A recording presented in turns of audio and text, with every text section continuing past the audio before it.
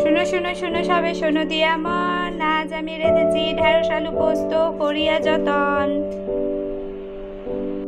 আজ সকাল সকাল চলে এসেছি, গাছের থেকে কিছু ঢেঁড়স পেড়ে নেব, ঢেঁড়স পোস্ত বানাবো বলে। এগুলি আমাদের গাছের ঢেঁড়স। ঢেঁড়সগুলোকে বেশ ভালো করে ধুয়ে নিয়ে এগুলোকে কেটে নিয়েছি।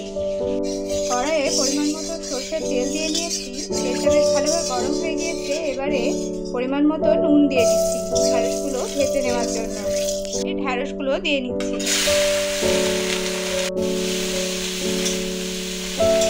ঢেঁড়সগুলোকে উল্টে পাল্টে বেশ ভালো করে ভেজে নেব। ঢেঁড়সগুলোর ভাজার সময় একটা ঢাকনা দিয়ে ঢেকে রাখছি, যাতে ভালোভাবে ভাজাও হয়ে যায় আর সেদ্ধও হয়ে যায়। একেবারে কম আছে এটাকে ঢাকনা দিয়ে ঢেকে নিলাম। ভেন্ডিগুলো খুব ভালোভাবে ভাজা হয়ে গিয়েছে। এবারে সেদ্ধ করে রাখা আলুকে ডুমডুম করে মতন কেটে দিয়ে নিচ্ছি। যেটুকুনি তেল রয়েছে ঢেঁড়স ভাজার পর সেটুকুনিতে এই আলুগুলো বেশ ভালো করে ভাজা হয়ে যাবে, ওই জন্যই এরকমভাবে ভেজে নিচ্ছি। আলুগুলো ভাজবার সময় পরিমাণ মতো নুন আর হলুদ দিয়ে নিচ্ছি। হলুদও দিয়ে নিলাম। এবারে নাড়িয়ে চাড়িয়ে বেশ ভালো করে মিশিয়ে নিচ্ছি।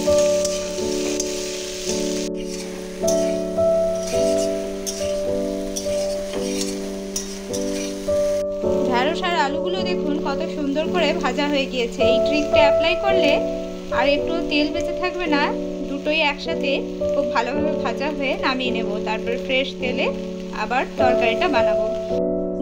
2 টেবিল স্পুন মতন পোস্তকে আগে বেশ ভালো করে বেটে নিয়েছি, তার মধ্যে পেঁয়াজ আর কাঁচা লঙ্কা দিয়ে নিয়ে আবার ভালো করে বেটে নিচ্ছি। ঢেঁড়স আর আলুটা ভালোভাবে ভাজা হয়ে যাওয়ার পরে আমি ভালো করে ফুটিয়ে নিয়েছি। পোস্ত, পেঁয়াজ আর কাঁচা লঙ্কাটা ভালো করে বেটে নিয়েছি। ঢেঁড়সগুলো ভেজে উঠিয়ে রাখা কড়াইটার মধ্যেই 4 পলা মতন সর্ষের তেল দিয়ে নিয়েছি। এবারে পোস্তটা যে বেটে নিয়েছি সেটা দিয়ে নিচ্ছি। সম্পূর্ণ পোস্ত বাটাটা দিয়ে নেওয়ার পরে বেশ ভালো করে কষিয়ে নিচ্ছি। এই পোস্তটার মধ্যে অল্প একটু কাশ্মীরি লঙ্কার গুঁড়ো ব্যবহার করছি, একটা সুন্দর কালার আনার জন্য। কাশ্মীরি লঙ্কা গুঁড়োটা দিয়ে নেওয়ার পরে বেশ ভালো করে মিশিয়ে নিচ্ছি। মিক্সির বাটিটা ধুয়ে অল্প একটু জল ব্যবহার করলাম। পোস্তটা বেশ ভালো করে কষে গিয়েছে। এবারে পরিমাণ মতো নুন দিয়ে নিচ্ছি। এবারে ঢেঁড়স আর আলু ভেজে উঠিয়ে রাখাটা দিয়ে নিচ্ছি। ভেজে রাখা ঢেঁড়স আর আলুটা দিয়ে নেওয়ার পরে পোস্তটা বেশ ভালো করে ঢেঁড়সের সাথে আর আলুর সাথে কষিয়ে নেব। এবার এর মধ্যে পরিমাণ মতো উষ্ণ গরম জল দিয়ে নিচ্ছি। ঝোলটা দিয়ে নেওয়ার পরে ভালো করে ফুটলে এর টেস্টটা দেখে নিয়ে নুন আর মিষ্টি পর্যাপ্ত পরিমাণে রয়েছে কিনা দেখে নিয়ে নামিয়ে নেব। তাহলেই ভেন্ডি আলু পোস্ত একেবারে রেডি হয়ে যাবে। নুন আর মিষ্টিটা চেক করে নিয়েছি। এবারে আরেকটু ভালোভাবে ফুটে গেলেই আমি নামিয়ে নেব। কড়াই থেকে নামিয়ে নিয়েছি। একটা পাত্রে সম্পূর্ণ মিশ্রণটা ঢেলে নিয়েছি। এই বাটিটাতে বেশ ভালো করে ঢেঁড়স আর আলুর পোস্তটাকে বেশ ভালো করে ফুটিয়ে নিলেই রেডি হয়ে যাবে।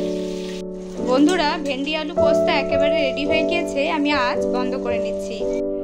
যে কোনো দিন এই সাধারণ ঢেঁড়সকে বানান অসাধারণ একটু পোস্ত দিয়ে। বন্ধুরা, এই রেসিপিটি আপনারা ভাত, রুটি, পরোটা সবের সাথেই সার্ভ করতে পারবেন। রেসিপিটি ভালো লাগলে এরকমই আরও নতুন রেসিপি দেখবার জন্য আমাদের চ্যানেলটি অবশ্যই সাবস্ক্রাইব করে রাখবেন।